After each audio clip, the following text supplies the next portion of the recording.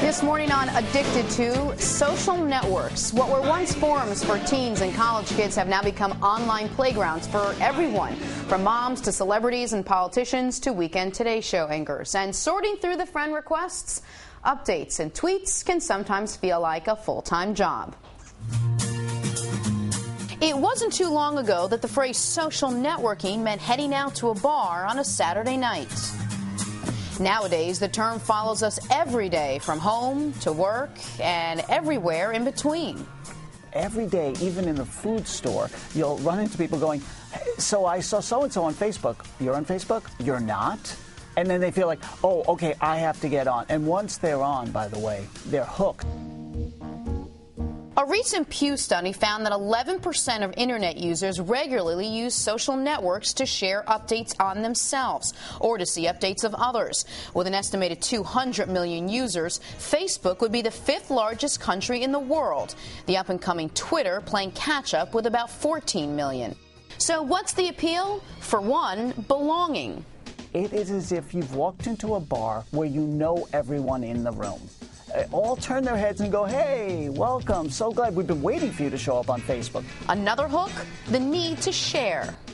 You ever hear that phrase, I'm sorry, I was just thinking out loud? If your personality is one of an oversharer, well, that's going to be taken to the 10th degree. Even celebrities are jumping on the social network bandwagon. Oprah, Ashton Kutcher, Britney Spears, and Arnold Schwarzenegger are all joining the circus. Let's go. Got lots of posts about your spa treatments and, oh, I'm shooting this movie. And, well, how many people live that lifestyle? Do you want to learn or what? Or is it purely for self-promotion? That, to me, becomes the noise in the system. We're never going back to our old ways of communicating and connecting. This is something that is tapped into, I think, a real need that people have. So when is making connections online a good thing, and how can you keep it from taking over your life in the real world? Regina Lewis, AOL Consumer Advisor, is here to help. Regina, good morning. So as we just heard in that piece, it used to be a lot of kids that were doing all this social networking. Now it's more and more adults and your parents and coworkers.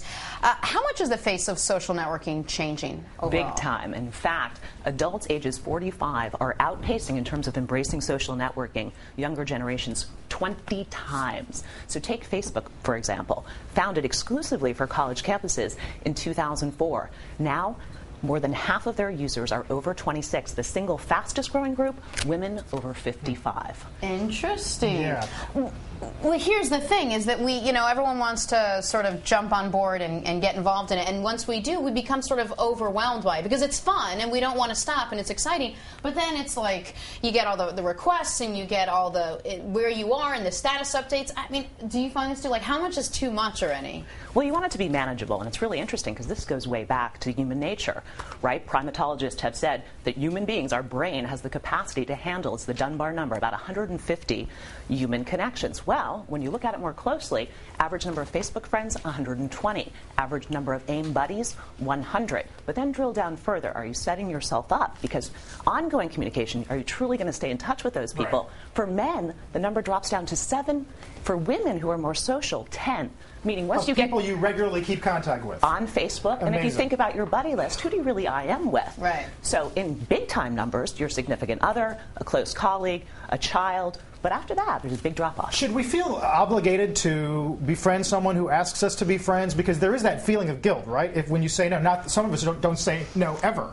Like you, right? Okay, what's your point? First of all, how should we feel about that? You could be an enabler like Jenna, or you could just be an enabler, Carl. I'm an enabler. Or you could be using it differently. You might just say, you know what, I am willing to take all comers here. The issue is, does it become useful to you?